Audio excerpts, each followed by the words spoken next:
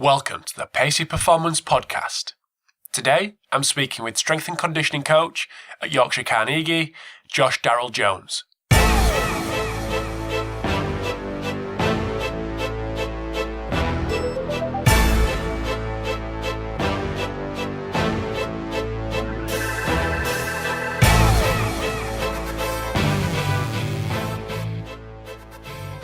Hi guys, welcome to the Pacey Performance Podcast. Thanks for tuning in. So we're on episode 36 now. Still getting lots of love for the podcast, so really appreciate that. So today we've got Josh Darrall Jones coming from Yorkshire Carnegie. So the reason I wanted to get Josh on was because he's currently working with the Senior Academy, but he's also doing his PhD and has just published his first paper a couple of months back. So I really wanted to get into the head of Josh's head with regards to kind of his managing his time and talking about his research that he's doing with the guys down at Yorkshire Carnegie. So as well as that, we look at testing for academy players, which we link back into his PhD, what makes a top-class rugby union academy player, and how testing has influenced his practice. Now, we talk a lot about Josh's PhD, which I've linked his first paper in the show notes, so you can get that at paceyperformance.co.uk/36. There's also a couple of other links that we mention, including Martin Bichet's 3015. So I've linked the audio on there as well as the Excel spreadsheets that Josh mentions, where you can prescribe training off the back of the 3015 test itself. So just before we get into the chat with Josh, just a reminder that you can sign up to the Pacey Performance podcast at the Pacey Performance newsletter, which is on paceyperformance.co.uk, and from there you'll get a monthly newsletter with all the different things that have been going on at Pacey Performance with regards to the podcast, the blog, and a couple of events that are coming up. On the show notes, I've also included a link to the South Yorkshire Performance Workshop, which is going on the 1st of July. So if you're in the area and want to listen to Ross Burberry from Nottingham Forest, Paul Bauer from Barnsley Football Club, and Luke Jenkinson from Sheffield United Football Club, click on the link and get yourself down there on the 1st of July. So it's from 6 till 9:30. So not only will it give you a chance to listen to these guys speak, but it'll give you a chance to mix with like-minded people and get a chance to chat with the three guys. So if you're interested, get on the link and get yourself down. And before I talk anymore, here is the interview with Josh. Hi guys, thanks for tuning in to the Pacey Performance Podcast. So today I've got a guest coming from a little bit close to home than my usual guests. We've got Josh Darrall Jones coming from Leeds. So just before I get Josh to introduce himself and give us a little bit of introduction and a bio on himself, just want to thank him for his time, giving his time up on a Thursday afternoon when he's got plenty to do, as we'll find out. So welcome to the podcast, Josh. Hi Rob, thanks for having me, mate. Education. I came to Leeds 10 years ago to do an undergrad. Didn't agree with it, dropped out. Worked in Leeds for a year, travelled Australia for a year, decided I have to pull my finger out, go back to uni, finish my undergrad. Got the bug, did a master's in exercise physiology. Whilst there, did an internship with Brendan Chaplin. Got some work down at what was Leeds Carnegie, which are now Yorkshire Carnegie, with their academy. Worked there for a year and then got coerced, we shall say, into doing a PhD. My boss down at Carnegie had sort of set me up for a bit. We'd been talking about whether or not we could do little studies with the academy players, similar to sort of Dan Baker. So it was, can we get them in and do ABC with them in a session and see if we can write a paper up out of it and get some actual practical research out from academy rugby players, because there was none. And we've been chatting about that for a couple of weeks. Then one day he turns up and just says, do you want to do a PhD? And at first I didn't really want to, but in the end, probably I realised it was a good opportunity. It's another 3 years working at the club with some very good young academy players, which which is what I like doing. So I enjoy the coaching, and it's just, I suppose it's another string to the bow. I think, like we discussed before we came on, I don't know the way the industry is going. People seem to want more qualifications every time new jobs come out. So whether or not it's going to be ahead of S&C with a PhD in a few years, I don't know. But that's education. S&C wise, started with a weightlifting club up at Leeds Met. Did an internship with Brendan Chaplin up at the university. I think I was in charge of women's rugby. I did hockey as well. I did the MCCU cricket, so they're like a high performance cricket centre. I think there's 6 units around the country. So that's a combined Leeds Met and Leeds Uni and Bradford Uni cricket squad. And then we everyone else dipped in and out of other people's stuff. So I think I did a little bit of netball. I did some football briefly until they decided they didn't want to lift weights. And that was about it for the Met. I knew the head of academy down at Leeds Carnegie at the time, who was Ben Jones, because I'd helped do some of the research for his PhD, and basically badgered him constantly for probably 2 years, until one day he just rang me up and said, "Actually, I might have something for you. It's unpaid. It'd be 2 evenings a week, so you're probably doing 4 hours, and you'd be working with the junior development squad." And I think the youngest ones we've had ever have been sort of 13, but they're generally 14 up to 16 years old. So that was my first in at the club.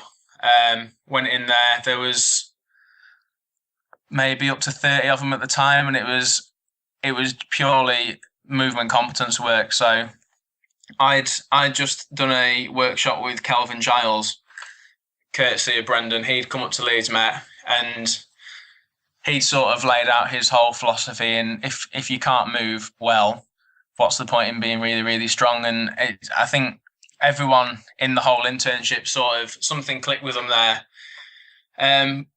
And we all started looking at everyone's movement a little bit more, and start probably regressing people a bit more. But I think that set me up for that first gig at now Yorkshire Carnegie pretty well, because you got kids turning up who can't touch their toes, can't do a bodyweight squat. So it was pretty challenging. It was get them moving, and if you can load them at some point, it's going to be very minimal, but get them moving. So when they progress onto the junior academy, which is 16 to 18, we can actually do something with them and start getting them strong and powerful. And then I did that for about 18 months. And they had a senior academy group at the time as well, which was sort of the guys post 18 who were either still training at the club, but playing elsewhere, so either Otley or Wharfdale. And these guys would do first team training as well, but weren't sort of first team players. So we had a senior academy, and I sort of ended up going in and assisting with that, and then got given the senior academy role, which has grown quite a lot since I started. I think we had 6 guys the first year I was there, and this year we've had 15. And then, yeah, that's my coaching history to date, I'm afraid. Cool. So the movement competency that you spoke about, do you want to? I mean, it's quite a nice term, but do you want to just give us a little rundown on what that included? In terms of with the academy kids? Yeah, exactly. Yeah. It is pretty basic. We sort of sat down and discussed, well, what bilateral movements do they need to be able to do? So we started off with obviously your standard bodyweight squat. Things like you're trying to manufacture a deadlift when you don't really want to load them. So it was almost like pick a dumbbell up off the floor and just make sure they're in a good position, make sure they've got a good back position, make sure that they've got good angles, I suppose. And it's a little bit. A lot of guys probably find it quite boring, but it's pretty satisfying when something clicks and they do it. So we had the bilateral stuff, a lot of single leg balance and stability work. So it was your standard single leg squats, push-ups. it's amazing how many guys can bench a lot but can't really do a lot of push-ups. And then pull. So it was either doing a sort of supine row, or you just tell them, let's see you do a chin up, and it sort of started around that, and you're just doing derivatives of that twice a week. There's always things where I think you have to load kids at some point, and if you want to be able to see if they can cope with doing something overhead, you can't just get them to do a body weight. You either have to give them a dowel or a 2.55 kilo dumbbell and just see what's going on. Opens your eyes to quite a lot of stuff, because a lot of kids these days turn up in not bad condition, but they've just spent so much time sat behind a desk or on an iPad. They don't seem to have the movement skills that probably, makes me sound old now, that probably we did when we were sort of 14 years old. And yeah, I was chatting to the academy coaches probably a year ago now, and about this subject, and I sort of jokingly said our entry requirement for being able to go in the gym should be, we should have a tree outside the gym, and if you can't climb the tree, you're not allowed in the gym. And I said it sort of off the cuff, but you sort of think of what actually needs to be done to be able to pull yourself up a tree and climb a tree. It actually ticks quite a lot of boxes. You have to be able to jump, you have to be able to pull, you have to be able to maneuver your body into probably awkward positions. So I'm all up for that. If we can get a tree outside every academy training ground and teach them to climb trees, then yeah, I'll be pretty happy with that. So did you have any input into, obviously these lads are coming to you from school, so they're coming at 12, 13, 14. They're doing 2 sessions a week with you. Did you have any input in what they did at their respective schools? Do coaches go into these schools from Yorkshire? They didn't. Okay. When I first started, they didn't, and fairly early on, it became quite apparent that a lot of these guys were doing a lot of activity. So it was almost like they've done so much already. What can we do that's going to cause the minimum amount of damage? Almost, do you know what I mean? To a group of players who have probably trained rugby 3 or 4 times a week. Some of them were playing twice a week as well. So even at age sort of 13, 14, it was almost a case of trying to educate them about you need to have a day off in between a game of rugby and training and all this. And we started doing sort of an activity tracker with this young group. I think it was I started in the February. We started doing it over the summer, so it was pretty standard.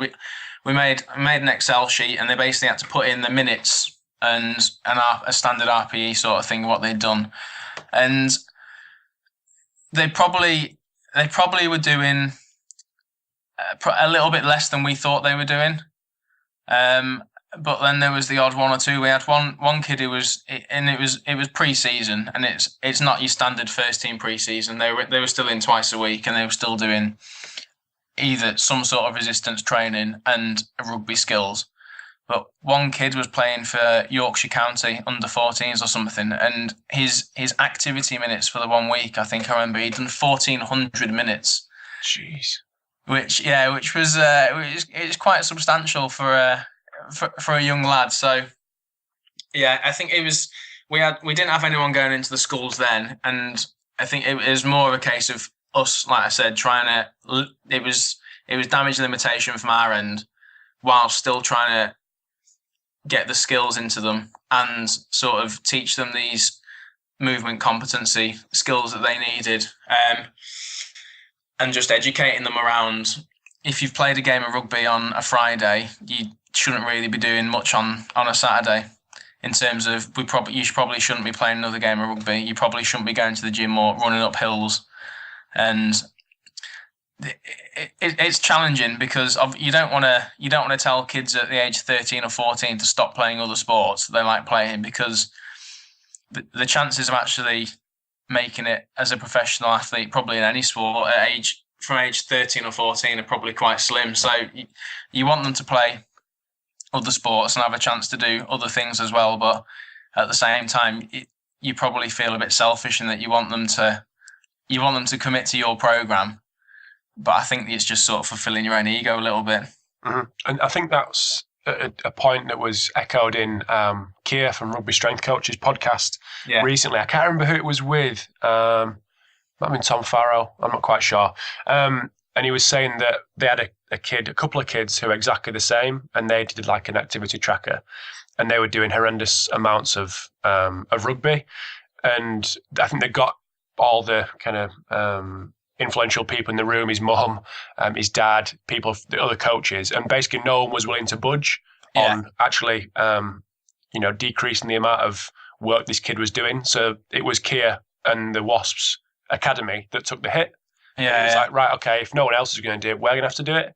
So it was really minimising what he did at their club and biting the bullet, saying, yeah, he's not going to commit to the programme fully, but overall, for the next couple of months, the kid's going to be better off it, better for it. Yeah, I mean, there's one guy that springs to mind, and he is now, I think he's like under 18 200 meter champion, and I think there's a stat. I think only Usain Bolt has run faster than him in 200 meters of that age group ever, which is quite impressive. But we had this lad at the club, and he was shredding up every single track meet he went to, and we had a similar situation. Like we were doing the rugby with him, he was doing everything with us, and then it sort of came to a head where it was like, well, you're probably better off concentrating on the track and getting to rugby once a week, once a fortnight, just to keep showing your face. And in the end, it turned out he was so good at athletics that he sort of took the decision to pursue that. And I don't think no one judged him for it because he's so good. But it's probably a case that the door's always open. He's that fast. He could probably walk into any 7 squad now because no one's got a chance of catching him. Well, so yeah. On the flip side of that, I was speaking to a pal who works at a football club not far away, and because they've got no money, and there's quite a lot of academies round about who have got better facilities, better reputation, etc. So all the decent kids seem to disappear into them. But so what they're doing now is going to schools, getting really pally with the head teachers, whether it's primary school, secondary school, and saying, which of your kids are the best athletes that don't play football? And then going about it that way, and then getting them in and doing multi-sport sessions at the club rather than football, and just watching these kids play basketball, play rugby, and then gone, you ever thought about playing football? Because you could be all right. So going about the other way, rather than bringing the kids in and letting them do everything else, just letting them do everything else, and then going, hey, it's a football. Do you fancy that? So going about it a completely other way. Oh yeah. I quite like the sound of that. It's a bit Moneyball, isn't it? Yeah, totally. We'll find guys that have got attributes that are probably going to be helpful and see if they're any good. But yeah, that's if you don't have the facilities or the money and everyone wants to go somewhere else, that's probably the best. No, it's answer, isn't it? And it seems to be working. And actually getting the kids in to the training ground and not actually playing football, they're actually loving it because they were just playing basketball, playing rugby, and then just every now and again they chuck a football in and go, actually he's all right, and then kind of going from there. But that was interesting. But just going on to your PhD. Yeah. So do you want to talk to us a little bit about what the PhD is about and actually juggling that with work at the same time? Yeah.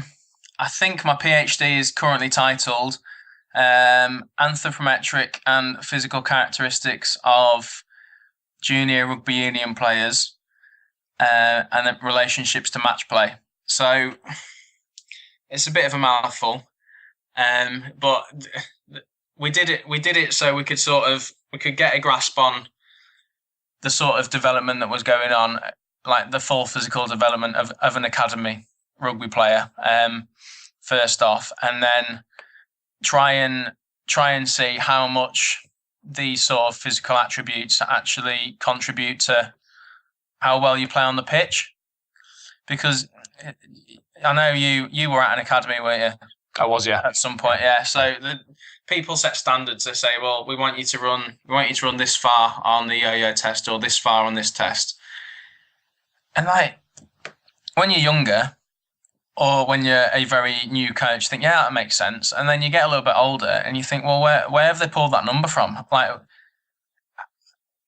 a good example, I've got a friend who works in county cricket, and their standard for the yo-yo for everyone is 2,000 metres. And I asked him, I said, why? And he was like, I don't know. I said, and he asked a few guys, and he was like, yeah, no one could tell me.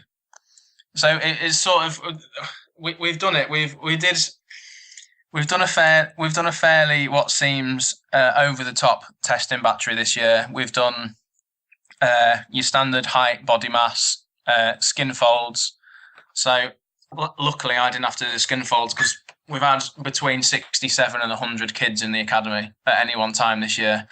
So we did those sort of basic anthropometrics. We've done counter movement jump, which is sort of standard across the literature in every sport. Everyone does a jump. We did that. We got a portable force plate, so you could start looking a little bit deeper into sort of jump characteristics. So you get peak force and velocities and peak power. We did sprint testing. So we just did linear sprint. So we did 40 meters. We had timing gates at 5, 10, 20 and 40 meters to sort of try and get a bit more of a breakdown of where things are happening. So do the younger guys accelerate quicker? Do the older guys accelerate quicker? Because no one knows. You just assume that the older guys are probably quicker. The younger guys might be a bit slower. We did velocities from the splits. We did acceleration across each split. We looked at momentum. And then obviously we had time as well. We've done strength testing. So we did that. We have 3 age groups. So we've got that JDS squad, which is sort of 13 up to sort of 16. They didn't do any strength testing. It was just, you can do the running, you can do the anthropometric stuff, and then you're done. The older guys we did front squat, mainly because we were a bit more comfortable with them doing that. It's probably a little bit safer, or we deemed it to be a bit safer. So we did 3RM front squat. We did 3RM bench. We did split squat initially for both left and right leg. We did chin up and we did prone row. So even like the strength testing battery was a bit hardcore because it took 2 sessions to do. And then on top of that, we did a yo-yo test. And we did Martin Boucher's 30-15 test. So from that, you can prescribe training, your high intensity running. So it was a case of, do we do the yo-yo? Do we carry on using the yo-yo that just gives us a number, but we can't actually use? Or do we do the 30-15, which gives us a number, but you can use to help to actually train the guys? And then we did isometric mid-thigh pull as well. And we did that with every age group. And that was the testing battery. We've collected GPS data from some games as well, and then we're sort of looking to try and see if there's any association between the sort of testing data and the GPS stuff that we get from the games. So that's currently where I am at the minute. Yeah, it's been a pretty hardcore year balancing all the testing. So we've tested guys 4 times across the year to try and get an understanding of what happens across a season, but then trying to actually write the PhD and coach and manage players. It's been tough at times, but I think in the long run it's going to be worthwhile for probably me and for hopefully a lot of rugby players, because everything we're doing and everything I'm geared towards doing is making it all practical. So if I find that ABC does this and actually it has massive practical application, then I'll be pretty happy with that. Mm-hmm. So as we were talking about before, is it a situation where to be a professional, a high level rugby player, you need these attributes, or is it just a situation, a case of just happens that these guys who are the best are the strongest and the quickest as well? Yeah, it's quite an interesting one, and what we discussed before, isn't it? I mean, for me, especially academy, to be the best rugby player, you just have to be the best rugby player. Do you know what I mean? And like we said before, there's that Dan Baker study where he's looked at the strength characteristics of guys from NRL and sort of semi-professional all the way through down to untrained, like high school kids.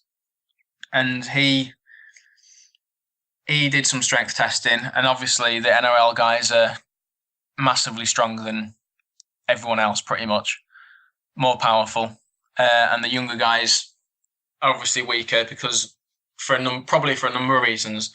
They might not have ever trained before. They might only have a few months training history, etc. And he's quoted as saying that it's the most misinterpreted piece of research that he ever wrote, because he said he published it, and people suddenly think, well, actually, if I'm at high school and I want to play rugby league, I actually have to be benching this much from this paper. And he openly said that wasn't the intention of the paper at all. It was just to demonstrate that guys who reach the NRL end up stronger than everyone else, and there's a progression of strength as you go from one playing level to the other. Whether or not you deselect people, and it just so happens that the best guys you keep are the best athletes as well, or the fact that the guys who are stronger as you sort of get older end up looking better on the pitch because they're more dominant than everyone else. I don't know, but I think it's pretty dangerous to start setting numbers for especially young kids. And like we said before, just if you want to be the best rugby player at academy age group, just be the best rugby player. Everything else will take care of itself as long as you've got good people supporting you. If you've got good coaches, good S&C coach, and you're getting educated about how to train, how to eat, how to recover, the rest of it should take care of itself in the long run. I think a lot of academy kids probably sometimes get a bit fixated on the physical side, when actually just try and be the best rugby player, and the rest of it, like I said, should take care of itself. Mm-hmm. So in rugby union, is there a need for you guys to test, as in football there's the EPPP, the Elite Player Performance Pathway, where every club has to do a certain amount of testing a certain number of times a year. Is that the case in rugby?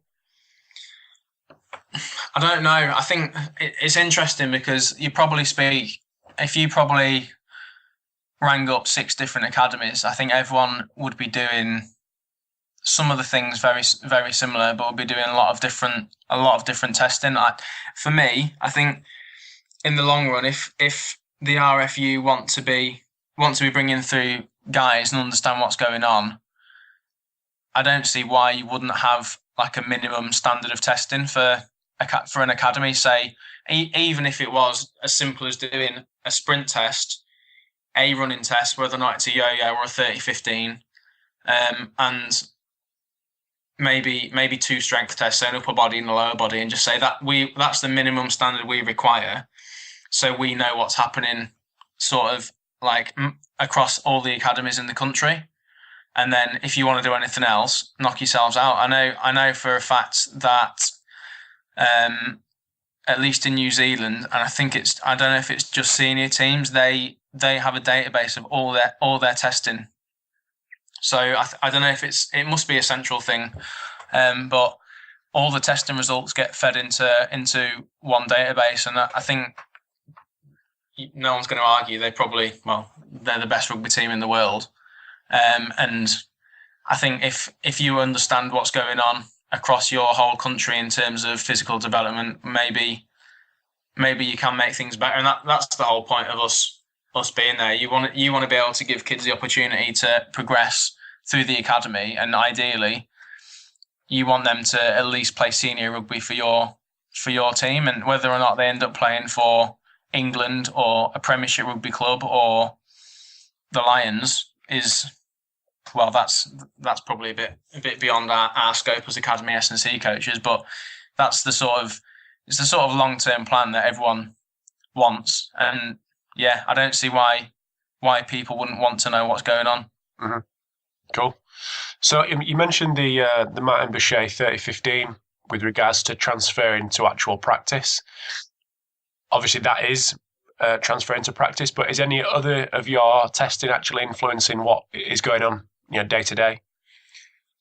The 30-15, we used it and we programmed our running off that.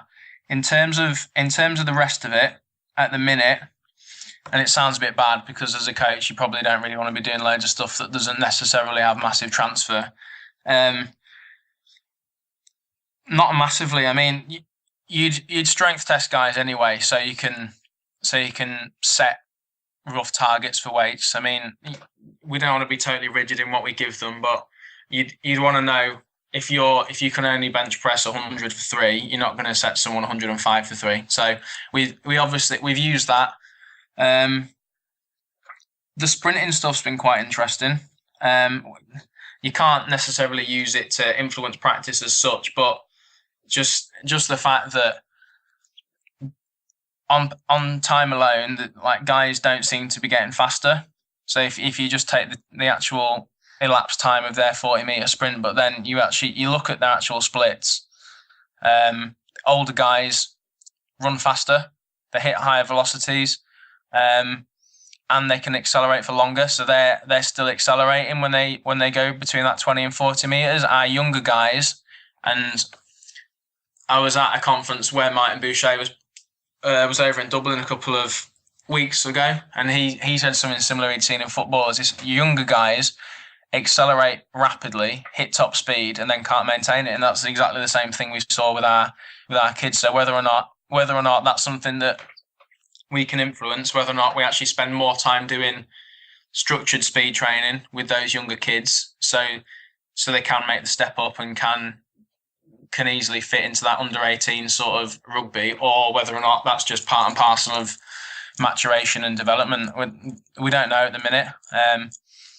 That's interesting. That's probably it. I mean, the isometric pull is interesting. It discriminates between every age group that we have. But then you'd expect the under 16s, so the kids at 14 to 16, to be a lot weaker than the guys who've got 4 years of weight training. So yeah, it tells a basic story, but at the minute, like I said when we talk about the actual PhD, we collected so much to try and sort of filter out the bullshit. Do you know what I mean? And then our testing next year is going to be a little bit more streamlined, but I think that the speed stuff is very, very interesting. And then, yeah, I think there's potential for the isometric pull to be interesting. It's just getting your head around all the numbers that come out of the force play and trying to work out what that actually means. Mm-hmm. So just going on to the 30-15 again, I'd be interested to know how you deal with that kind of number that pops out at the end of the test, so you can actually use it to program the conditioning side of things. How do you go about that, and what does it kind of look like through the season? Have you ever run it or used it? I have, yeah. Yeah. So you get an end speed of 19.5 kilometers or 20 kilometers per hour, and pretty. There's a couple of ways that we have used it. If you email Martin Boucher, he's pretty accommodating. He sends you his MP3 of the track. He can send you a spreadsheet where you can put everyone's numbers in, and then from that decide on your work rest ratios based off prescriptions that he sort of advised on, which are on that spreadsheet, and intensities. So we didn't actually do that last year, and it's something that I was a little bit at fault for. We got the speed, and in all his literature, he says the end speed's roughly 120% of your max aerobic speed. So we sort of tried to work out what 100% mass was, and then sort of work up from that. So we started doing we'd work at 100% MAS, 105 up to 110, and we only really used it in pre-season because in season there's just no opportunity. But I think the beauty of it is it's fairly easy to run. Once you've done it once with a group of players, and you know how to mark it, and you know how to actually run the test, it's very easy to run. You can prescribe training for however many guys you got. If you've got 50 people in a first team, all you have to do is line up lanes for different speeds. And I like it because you can use it. And I understand that the yo-yo is useful because it says who can run the longest, who can tolerate the most high intensity running. But the fact that you can't actually do anything with it, I have a little bit of a problem with. And I don't know. I think a lot of clubs are probably moving more towards using a 30-15 test or something that gives you a rough MAS rather than doing a yo-yo. But we found it worked quite well.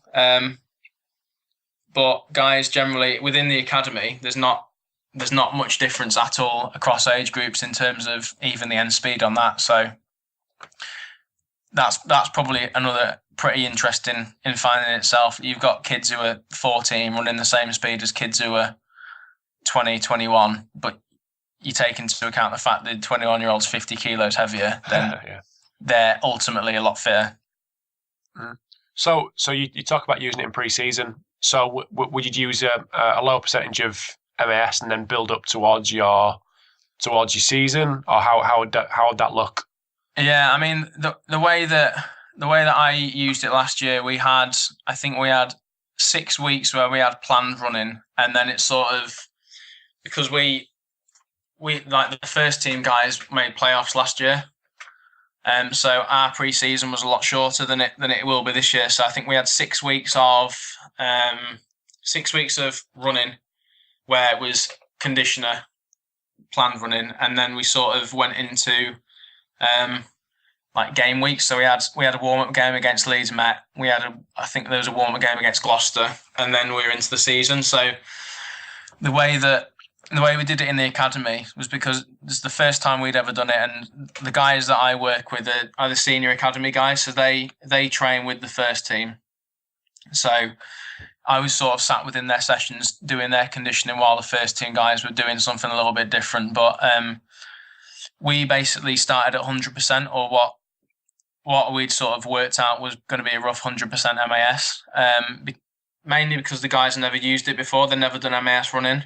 And it's something we're probably a little bit guilty of, and probably a lot of guys will admit to. It's more of a case of, in the academy, run to that line and back 6 times, and then you get a minute off. Yeah.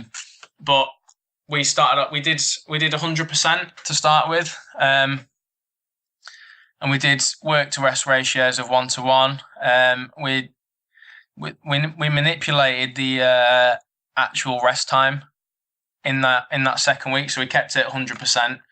And just halve the rest time. So we're doing a lot more work in that 4-minute block, and then pulled it back to 1-to-1 work to rest and 105%. So it undulated a little bit. It if you graphed it, it probably looked like a weight training program in terms of volume, intensity, sort of fluctuated quite a lot. But we ended up actually manufacturing, I think, something like 190 meters per minute in the toughest block of running. And I mean, it's not there to manufacture meters per minute or meters per second.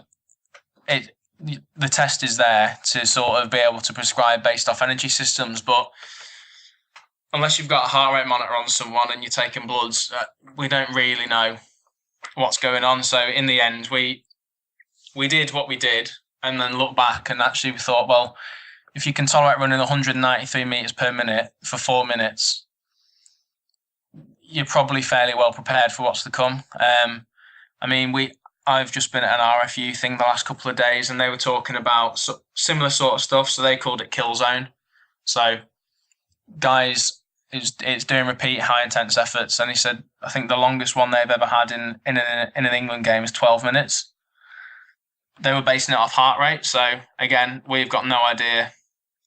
We don't have the facilities to have heart rate and GPS on everyone at the minute. So we we have to use the little 193 meters per minute. If you can tolerate that, then it's faster than any of our blocks that the senior guys played in a game, I think, for the last 2 years. So if you can manufacture that sort of running for a number of guys, then you're sort of hoping they're prepared for the worst case scenario, and if they can tolerate it, they're likely going to be fit enough. Mm-hmm. Cool. No, sounds good. So just one last thing. I know you got some props for the setup of your isometric mid-thigh pull from nice little shout out for you. But like I'm sure you did last year at the UKSCA, heard Greg Half speak about it. I mean, it was probably been very interesting to you, but I'd never used it and was probably never at that point in time thinking this isn't really applicable to me at this time. So it kind of went over my head a little bit. But do you just want to talk to us a little bit about, why you use it, what kind of numbers it does pump out, and why you chose it for your as part of your PhD? Yeah, I mean, if you remember at UKSCA, he absolutely shot someone down for posting a picture on Twitter. Yeah, he did, yeah. Setting up wrong, and that was actually my mate. Oh, right. So good. I'd posted it, and it's my mate on the mid-thigh pull doing it totally wrong. So that was good feedback before we started testing. But I think the beauty of it for a lot of the work that he has done is that it's massively transferable. So he's done it with weightlifters. So obviously you expect someone who does weightlifting as their full-time sport, the numbers that they churn out on that are probably going to be fairly predictive of performance. So in terms of peak forces, like I think you look at one of his papers, I think he's only got six Olympic weightlifters, but based on how they ranked and how they scored, the guys with the highest peak force, I'm fairly sure, were the guys who ranked top in the actual lift. So you clean and jerk and snatch. So for them, massively transferable. Again, they've done it in sprint cycling, and I think the way that you set it up with the angles of your hip and knee pretty much manufactures the position of your leg in the bottom of your downstroke on the bike. So they're saying that if you can produce massive force, whether it be double leg or single leg in that position, there's probably a good chance that you're going to be able to turn that wheel pretty quick and get around the track nice and quickly. The reason that we did it was because we wanted a force plate anyway to do a bit more accurate jump measures. And it just so happened the company we bought it from, they made like an isometric mid-thigh pull rig that was portable. And we'd sort of had a look at it, and we read that there's a paper in Rugby League, and they'd done mid-thigh pull and correlated it with sprint performance and jump, and said actually, you based off this, you might not need to do sprint testing or jump testing. If you're confident in the numbers that you churn out, that basically there's a massive association between rate of force development at say 200 milliseconds and 10 meter sprint speed. If you can pull that and get that score, maybe you don't have to do sprint speed. And I mean, for me, I think that's wrong. I'm not sure you can ever really say, well, if you can pull 4,000 newtons on here, you're going to be able to deadlift 300 kilos, because you might be a horrific mover. You might be unstable. You might have poor mobility. But we ended up getting one and testing them, and